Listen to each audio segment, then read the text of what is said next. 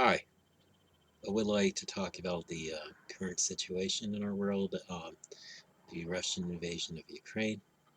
Some people are thinking, is this the beginning of the end times? Well, not according to what Jesus says. I mean, he says in the Olivet Discourse in Matthew chapter 24, he says, you'll hear of wars and rumors of wars. See that you're not troubled, for all these things must come to pass, but the end is not yet. For nation will rise against nation, and kingdom against kingdom, and there will be famines, pestilences, and earthquakes in various places. All these are the beginnings of sorrows. Now, that says pretty much right there. Just because you hear about wars starting up and rumors of wars, that does not necessarily mean that the end is coming yet. I mean, that's just what Jesus says is the beginning of sorrows, like like like the other three things that he mentions: earthquakes, pestilences, and famines. And now, what's supposed to be a sign of the end coming is in Ezekiel chapters 38 and 39, which I won't read in their entirety. Um,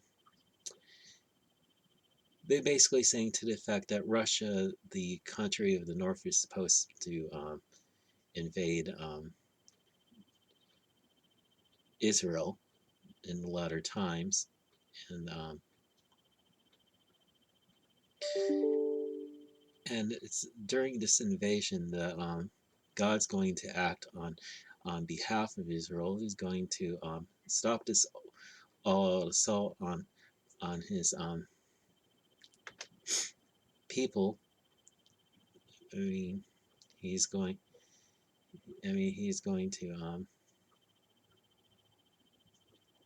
There's going to be so much carnage on on the side of the invading army that Israel's going to have a lot of bodies to bury in, in what's called the Valley of Haman Gog. Um, we've yet to even know where the Valley of Haman Gog is going to be, because the invasion's not happened yet. But of course, some people are saying, how can Russia be the invading army if they're no longer communist but Christian? Well, tell I have to tell you this: just because they named the name of Christ does not preclude them from being the villain in that case. I mean, become. I mean, naming the name of Christ isn't. It does not prevent you from being that. I mean, you still have to live out what Jesus Christ has said, and I don't really see that with Vladimir Putin. What he's currently doing, and basically basically forcing a,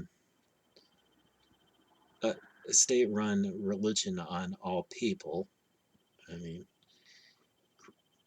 basically, Christofascism has become the new communism in Russia, and people don't like that. I mean, people would rather have the freedom to worship, not be forced to worship. I mean, only God has the right to force worship out of people. I mean, Scripture does say that every knee shall bow and every tongue shall confess that Jesus Christ is Lord, and that will happen at the end of the age,